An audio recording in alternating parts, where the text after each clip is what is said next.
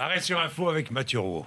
Il y aura bientôt des caméras à l'intérieur des cockpits des avions. C'est l'une des mesures contenues dans la réforme des enregistreurs de vol. Le but est d'améliorer le travail des enquêteurs, du bureau d'enquête et d'analyse en cas de crash. Mathieu Rouault. Oui, ces caméras seront installées à partir de 2023 sur tous les avions de ligne. Elles filmeront les gestes des pilotes sur les commandes, sur les instruments, à raison de 4 images par seconde. Dites-moi, c'est un vrai changement. C'est un vrai changement. 4 images par seconde, c'est une résolution suffisante pour voir tout ce qui se passe, mais pas trop lourde pour que les images puissent ensuite être récupérées assez vite. On verra les mains des pilotes, mais pas leur tête. Hors de question de filmer au-dessus de l'épaule. C'était la condition des pilotes pour accepter ces caméras à l'intérieur du cockpit.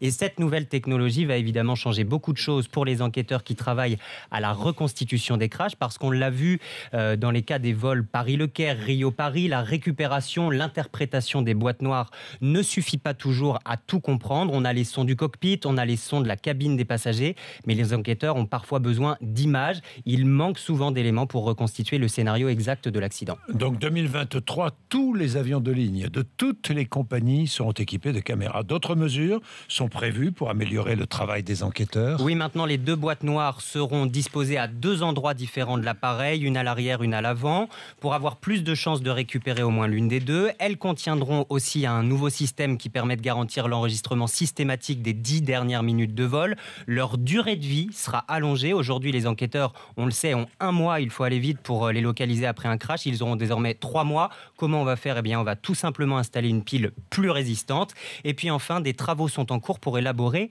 une boîte noire éjectable, un système qui pourrait extraire cette boîte noire de l'avion avant le crash. Elle serait ensuite capable de flotter sur l'eau, d'envoyer sa position par satellite, là encore pour la récupérer plus rapidement. Bonne idée. 6h22.